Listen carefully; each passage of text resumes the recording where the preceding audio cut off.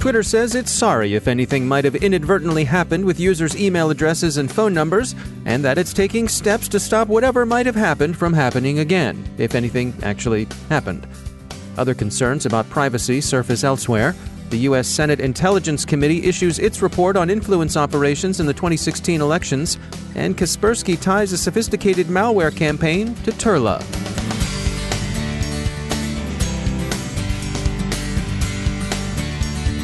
It's time to take a moment to tell you about our sponsor, Recorded Future. If you haven't already done so, take a look at Recorded Future's Cyber Daily. We look at it, the CyberWire staff subscribes and consults it daily. The web is rich with indicators and warnings, but it's nearly impossible to collect them by eyeballing the internet yourself, no matter how many analysts you might have on staff. And we're betting that however many you haven't got enough. Recorded Future does the hard work for you by automatically collecting and organizing the entire web to identify new vulnerabilities and emerging threat indicators. Sign up for the Cyber Daily email to get the top trending technical indicators crossing the web, cyber news, targeted industries, threat actors, exploited vulnerabilities, malware, suspicious IP addresses, and much more. Subscribe today and stay ahead of the cyber attacks. Go to recordedfuture.com/cyberwire to subscribe for free threat intelligence updates from Recorded Future. That's recordedfuture.com/cyberwire. And we thank Recorded Future for sponsoring our show. Funding for this CyberWire podcast is made possible in part by McAfee, security built by the power of harnessing 1 billion threat sensors from device to cloud. Intelligence that enables you to respond to your environment and insights that empower you to change it. McAfee, the device-to-cloud cybersecurity company. Go to mcafee.com/insights. From the CyberWire studios at Data Tribe, I'm Dave Bittner with your CyberWire summary for Wednesday, October 9th, 2019. Twitter yesterday said it's sorry personal information submitted when setting up multi-factor authentication, quote, may have inadvertently been used for advertising purposes, end quote. Phone numbers and email addresses were made available to Twitter's Tailored Audiences and Partner Audiences advertising system. The company says it's introduced reforms to keep this from happening again, but security experts have received the disclosure coldly. Twitter's denial that personal data was ever shared externally with our partners or any other third parties seems ambiguous. After all, if they never shared anything, where's the problem? But externally seems to be the operative word. Twitter apparently used the multi-factor authentication data to match users with advertisers' databases, the better to enable Twitter's customers to target their pitches. And those customers, remember, are advertisers and not users. A lot of people have noticed that Twitter requires that you give the company a valid phone number in order to sign up for two-factor authentication. There seems to be no good reason for this requirement, and indeed, as Ars Technica says, a phone number isn't required by Google or GitHub or any number of other widely used services that offer two-factor authentication. Twitter wouldn't tell Ars Technica on the record why they wanted the phone numbers, but a company rep said on background that the decision to require a valid phone number was based on other unfortunate experiences with users who'd lost access to other authentication mechanisms and found themselves locked out of their account. Twitter's legal exposure is unclear. The Register says the U.S. Federal Trade Commission declined to comment, but as the Washington Post points out, the U.S. government secured a judgment against Facebook earlier this year over similar practices. The social network was using phone numbers collected for security purposes to send users messages unrelated to security. None of this is repeated to pick on Twitter. They're hardly alone, and they're hardly an outlier where targeted advertising is concerned. The Weather Channel, for example, not generally thought of as hoovering up vast quantities of personal data, is now embroiled in a lawsuit with Los Angeles. The City of Angels is suing the Weather Channel, alleging that their app made improper use of geolocation data from users' phones. Sputnik International, which knows a thing or two about the use and abuse of data, quotes a Times story about data collection in which former GCHQ director David Omand says that big internet companies like Google, Twitter, and Facebook know more about individuals than GCHQ or other intelligence agencies.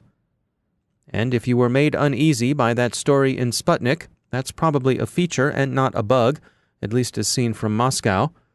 The U.S. Senate Intelligence Committee has issued the second volume of its report, Russian Active Measures Campaigns and Interference in the 2016 U.S. Election. The St. Petersburg-based Internet Research Agency was the focus of the committee's study. They found that its operations were directed by the Russian government and that its messaging was overtly supportive of then-candidate Trump. It also found that Russian social media operations were overwhelmingly concerned with race, with African Americans disproportionately addressed. The goal of the information effort was, substantially, to increase mistrust along fissures in American society. The troll farmers' activity actually increased after Election Day. The committee found Instagram activity increased 238%, Facebook increased 59%, Twitter 52%, and YouTube citations went up by 84%.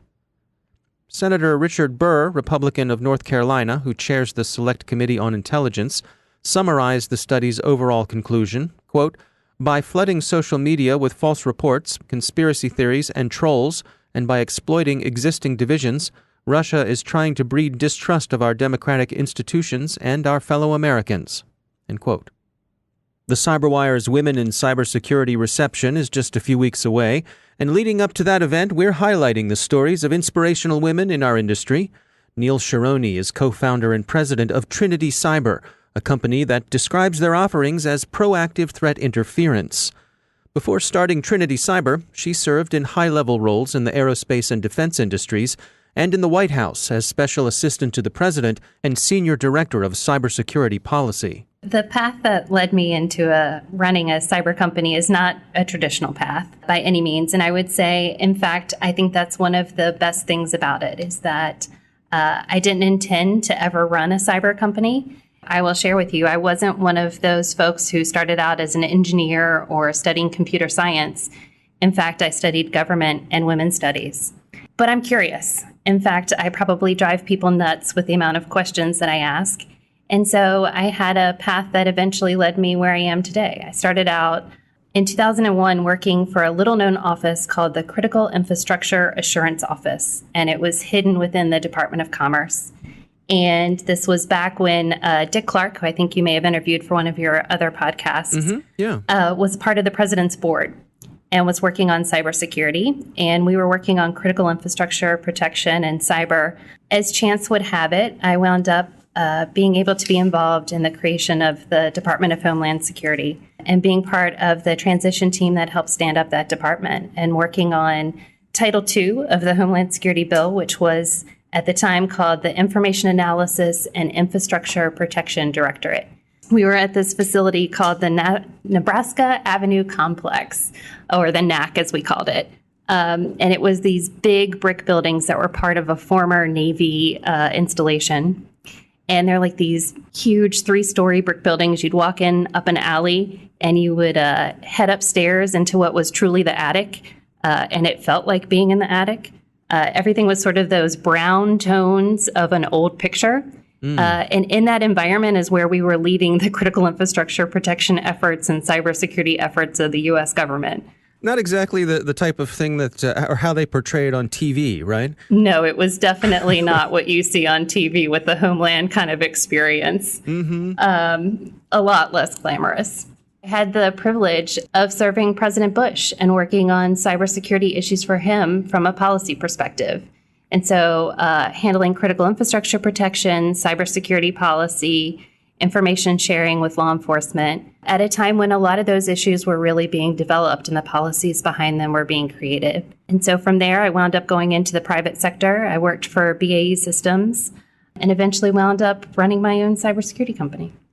Well, I want to touch on this notion that you mentioned earlier about you coming from a non-traditional background.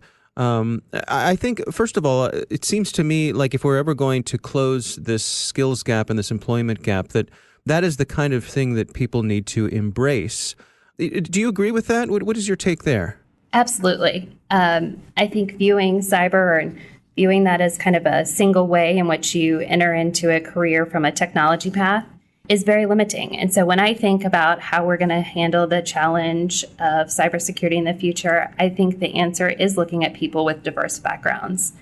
But for me, cyber is more than just the technical piece. Cyber's big business. And so if you look at the different roles you can play, there's owning a business, running a business, there's cyber policy, there's cyber diplomacy, and then there's also the technical aspect.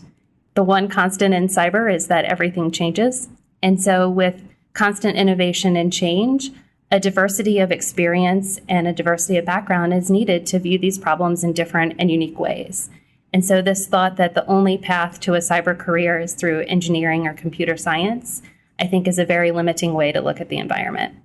What's your advice to that person who is thinking about a career in cyber, either coming up through school, maybe considering a career shift? Maybe they don't come from that traditional background.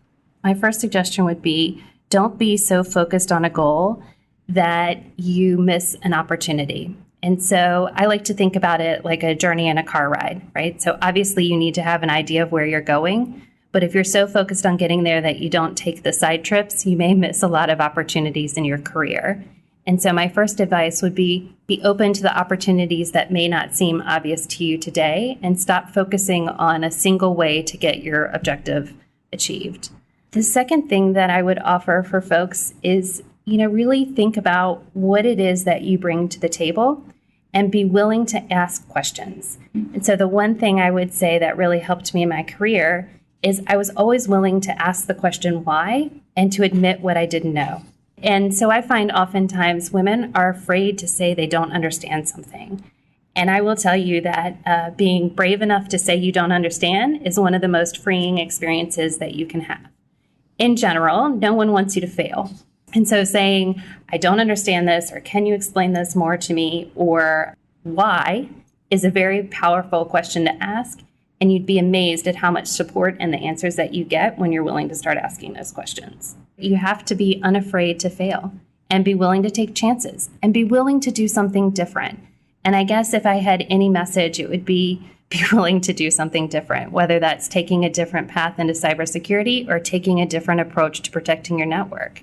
And looking at things differently, sometimes you find a better answer. That's Neil Sharoni. She's co-founder and president of Trinity Cyber. They are presenting sponsors of our upcoming Women in Cybersecurity reception. Kaspersky is following Reductor, a remote access Trojan that also manipulates certificates and marks outbound TLS traffic. The campaign affects Chrome and Firefox browsers, may have compromised ISPs, and is tentatively attributed to the Russian threat actor Turla. The victims so far appear to be confined to Russia and Belarus. Kaspersky characterized the campaign as impressive and saying that the group behind it is in a very exclusive club with capabilities that few other actors in the world have. Patch Tuesday was relatively light. Microsoft issued 60 fixes, 9 of which were rated critical. And Adobe didn't peep, not this time around.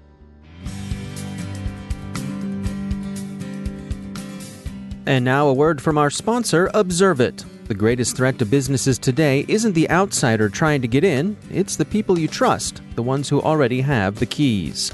Your employees, contractors, and privileged users.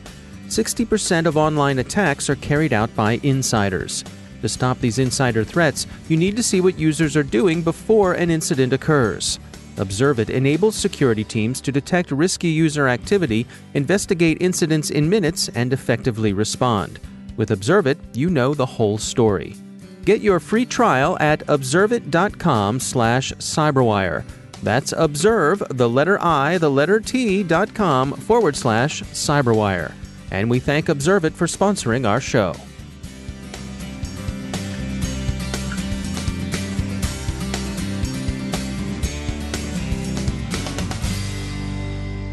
And joining me once again is Ben Yellen. He's the Program Director for Public Policy and External Affairs at the University of Maryland Center for Health and Homeland Security. Ben, it's always great to have you back.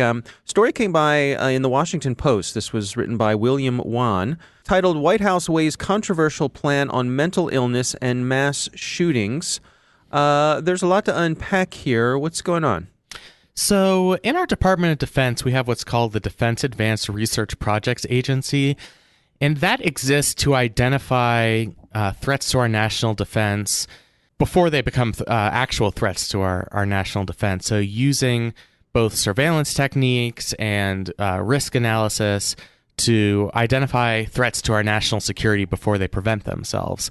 What the president is considering, and to be fair, it's something that's also being considered by key Democratic presidential candidate, Vice President Joe Biden, is a corollary, the Health Advanced Research Project Agency, which would do similar work for identifying people who might be a danger to themselves or to somebody else. And it would use the same types of techniques, would do some sort of digital monitoring, perusing of social media posts, some other intelligence gathering techniques to create profiles of people who might present a risk for mental illness and therefore might be more prone to commit acts of mass violence. So this is really in response to some of the high-profile mass shooting incidents that we've seen in the past couple of months.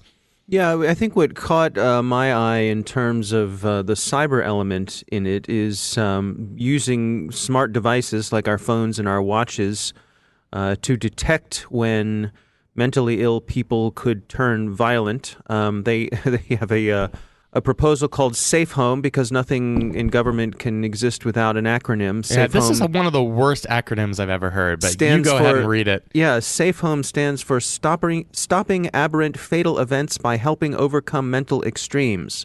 Like, that's not a thing. That's right. That just sounds made up. Yeah, so I think you look at technology like Apple Watch, for example, which has this useful capability of detecting whether or not you may be on the brink of having some sort of cardiac event. Right. And it can warn you, and it could even call 911 if it detects that you had a cardiac event and you've fallen down. And I think we all think that's really great. This is related to that, but different. Yeah, I mean, part of that is for the heart monitoring. Presumably that's done for a person's own good, their own health. When we're talking about observing mental illness, potentially that would lead to somebody being arrested, confined, their civil liberties being taken away, or being put on some sort of all-encompassing watch list where their behavior would merit even more scrutiny. Obviously, the terms of service of some of these technology companies will always say that they'll comply with appropriate government regulations, and if the government starts to get involved in extracting this data as part of a surveillance program, then that might have a chilling effect. People might be less willing to use these devices. Perhaps they'll seek other means of social media communications to avoid detection.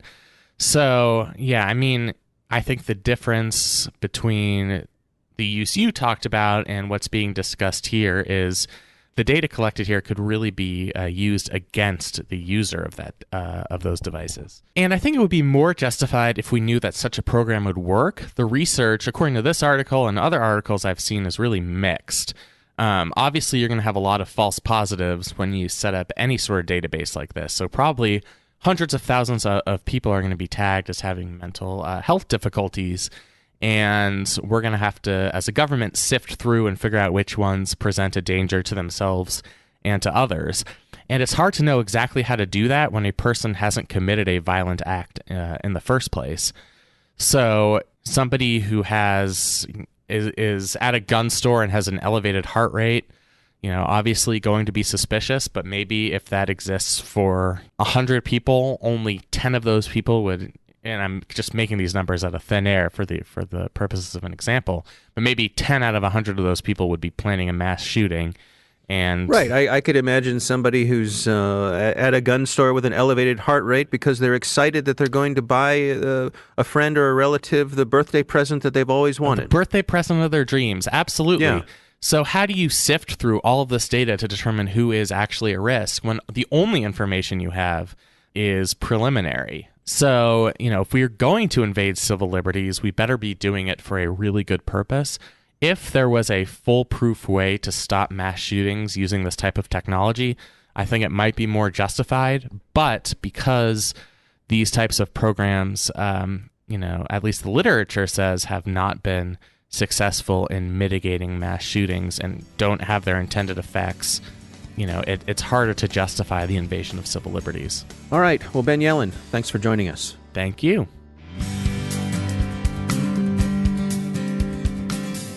And that's the CyberWire. Thanks to all of our sponsors for making the CyberWire possible, especially our supporting sponsor, Observit, the leading insider threat management platform. Learn more at observit.com. The CyberWire podcast is proudly produced in Maryland out of the startup studios of Data Tribe, where they're co-building the next generation of cybersecurity teams and technology. Our amazing CyberWire team is Stefan Vaziri, Kelsey Bond, Tim Nodar, Joe Kerrigan, Carol Terrio, Nick Valecki, Bennett Moe, Chris Russell, John Petrick, Jennifer Iben, Peter Kilpie, and I'm Dave Bittner. Thanks for listening. We'll see you tomorrow.